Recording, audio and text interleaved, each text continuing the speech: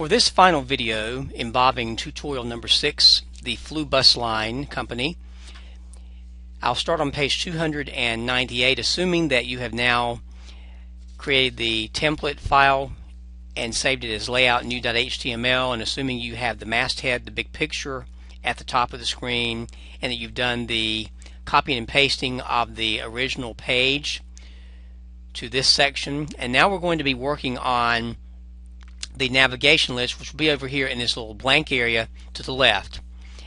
And this will just be a regular list. This will be it'll be very similar to what you have in Blackboard, and hopefully I can pull this up right here real quickly for you and let you see how this looks just as a reminder. If I go into Blackboard, and all of you certainly have seen this over the course of the semester, Blackboard, when you actually log in, has a navigation list over on the left hand side, and this is a very common design in a number of web pages. Either they'll go across the screen like we do with the community college website, or they'll be over to the left hand side like this one that we have in Blackboard. And that's what we'll be doing in the remainder of this web page. So basically what I'll do is I'll go to the top of the page, and again I'm on page 298 on direction number 1, and where it says reserve seating,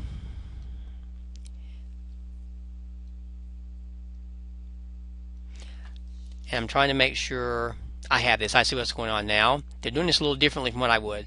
I'll click after the G in reserve seating, and I'll hit the enter key, which will cause a brand new blank area for a paragraph to be created. And what we'll do is we'll take this and just create the list right here. We'll do an unordered list with no bullets in there, and I'll type each one of these entries. Step number 3, type in buy tickets, enter, view our terminals,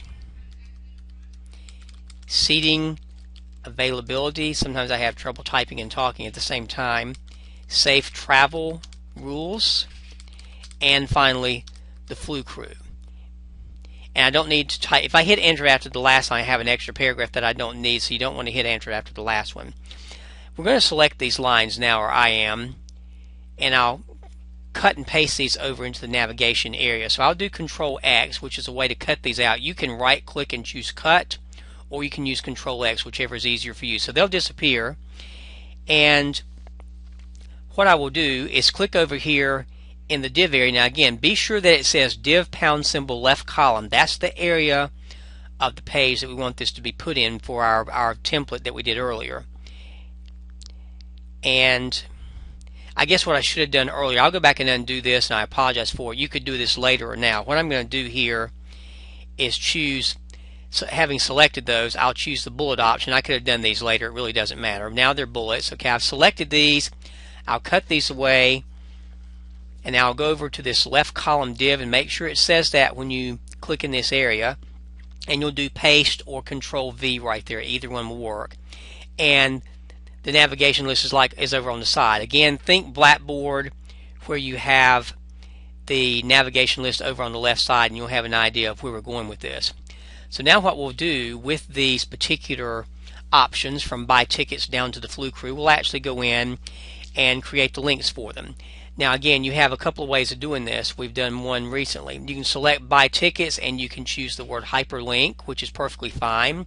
Or if you want to use the keystroke selection, you can use Control and the letter K for hyperlink. So over on page 299, direction 1, select buy tickets and choose Control K or hyperlink, whichever you prefer. I'll select the entire phrase right here, buy tickets, select everything, do Control K. I'm so used to right clicking, I apologize for this. So I need to get over here. Sometimes I'm a little sluggish with it. I'm not as quick as some people, and maybe you're not either. Select buy tickets, here we go. Alright, Control K, which will take me to my hyperlink screen. And what I want to do, you might have been wondering all along, well, why are all these pages in here that we haven't used, like rules and seating and terminals and tickets? Now we're going to use these. Alright, what's going to happen here, by selecting the word buy tickets, we want it to go to a page that's already been created called tickets. So I'll choose existing file or web page, and I'll go in and I'll find it. Now again, look inside the folder, tutorial, and you should notice this in the list. You're going to choose the one that says tickets. Now tickets again is a web page. It's got the little internet blue E, which means it's a web page, and notice that it says down at the bottom tickets.html. And if you want to say HTML, it should be okay either way. The worst thing that could happen if it doesn't work, you just rename the page where it says HTML. It should be fine. So I'll click OK right there, so when the text to display is buy tickets, it will become tickets.html. So I'll hit OK there, and there's my first hyperlink. I'll do the same thing with the others as illustrated on page 299, step 7. Select View Our Terminals, Control K, and for View Our Terminals I want it to be the Terminals page, so scroll down and choose Terminals right there. Click OK. For seating availability, you can see the chart on page 299. Select seating availability, do the hyperlink, and for seating availability you want to choose the seating website, so there's that one. For safe travel rules, select that. I'm sure you get the idea by now. Control K, we'll choose the rules page, and finally for the flu crew, select that one. And again, you can use Control K. I just did hyperlink just to let you know that it could work. And I'll choose the word crew right there. And now all the links are done. And this sometimes is referred to in conventions of web page design as nav, short for the word navigation or navigation list, the choices that you make, just like you do in Blackboard. Now, the standard normally in dealing with links on the internet, you know this already. If I were to go into a site such as google.com, and let's say for some reason that I wanted to look up, I'm just throwing Olympics there, I have no idea why, I just choose Olympics there.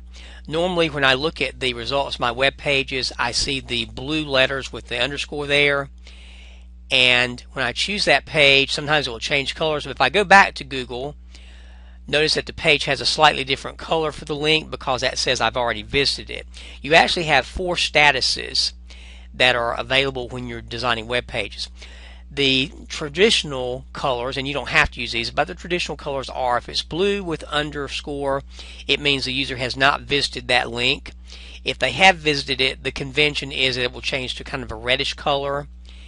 If you hover over it before you click it, it may change to a different color, or it may shift directions if it's like a picture. And then you have something active where if you actually click, there'll be a color as you click it. So you've got 4 stages right here that are referred to as visited, hover, and there should be 4 of them here. I'll actually show you these in just a second so you can see what they are. And these are referred to as linked styles. So back to Expression Web right here, and what I can do is just make a style for these links. The computer already knows that these links exist because if I look at the code behind the scenes, it will say A, which stands for anchor, and hyperlink reference, and it knows that these are links already. So there's a code already decided for these, the letter A for links, and we'll do some special things to it. We'll make some special styles associated with this, and we can do this by going over here to our famous New Style option over here in the Styles panel. When I click New Style, in fact I can click New Style right there, or I can go to the Format menu, which is what the book says, and choose New Style. Either one gives you the same screen, doesn't matter. Again, watch out for that period at the front. You want to be sure not to get that. I'll click the selector arrow, and normally where you would expect the letter A there all by itself, which we have, we've also got active, hover, link, and visited. Active means what it looks like when I see it on the screen. Hover is when I move my mouse over it without clicking it. Link is what would happen if I actually click it. Sometimes it'll change colors momentarily. Visited will be the color if it has been visited in a previous web association. I'm not saying that well. Basically, visited means if you've already gone to that site before, it will give it a different color saying, hey, I've been there already. So first thing that the book is saying, we're going to use a:*link. Click on that one. Again, step 2, page 300. I'll choose the font weight right here, and we'll choose the word bold right there. In the text decoration, we'll say none. Click OK. Basically what that's going to mean is when we click on the link, it will become bold letters. It may or may not show up very well. And what happens here, the underscore is gone. That's basically the way the link looks right now. Notice that the underscore that's normally there under buy tickets, view our terminal, etc. is gone. Let's go to new style again. And again, you can go to new style on the panel or do the format menu as they said. Now let's click hover. Page 301 directions. Choose the color to be green. Maybe a little unconventional there. So the color green is there. We'll choose underline, again just to do something different. And notice how it's got green letters with an underscore. So when I just hover over it without clicking it, it will turn green. I'll click OK. And if you want to look at these temporarily, we can just save the file by hitting F12 to preview it in the browser. It'll ask us to save it. And when we look at the page in the browser, if I just hover over it with a mouse, my color looks a little different right now. It's just the standard color. It looks like a purplish color right there. If I hover over it without clicking, it becomes green with an underline. So that's the effect that we have right here. I'll close that for right now and go back to Expression Web. And we'll look at a special table option right here as well. And again, we could do other options for these links. I'm not sure why it didn't happen, but we could go in if we wanted to change these other link options, and I'm going to do that just for the heck of it. You totally don't have to. But I'm going to go to the word visited just because I want to do it. You don't have to do this. You don't have to do this. You don't have to do this. I'm saying this to the people who are very literal with my directions. But I'm going to choose, just because I'm being silly, I'm going to choose the color light blue to indicate a link that's been visited. And I'm going to choose overline and underline. You don't have to do this. If you do, I'll know you watched my video, but you don't have to. Just to let you know, you won't see a change right there, but if I were to go to F12 and preview it, and I'm not sure what happened there. I think I did the wrong thing there. So I'll go back and undo that. I apologize, but you get the idea of what I'm talking about. You can go in and make these changes as you need to. So again, you got the idea. You're okay. All right. Now, let's look at the table for a very few minutes. Going to page 302. If I look at this table right here, which may be too, with all these panels here, it may be too difficult to see all of it right now. But I've got a current table right here that I'm using, but I'm going to do another table that's different from this one, and we can make one that's automatically formatted without having to do the elaborate stuff that we did in the previous table.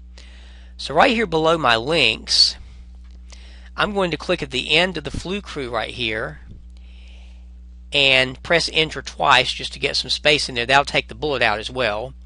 And right there where I've got the paragraph marker, I'm going to do table and choose insert table again. We'll make a much smaller one this time. It's going to be, if I click in the column box, I'll make this one column,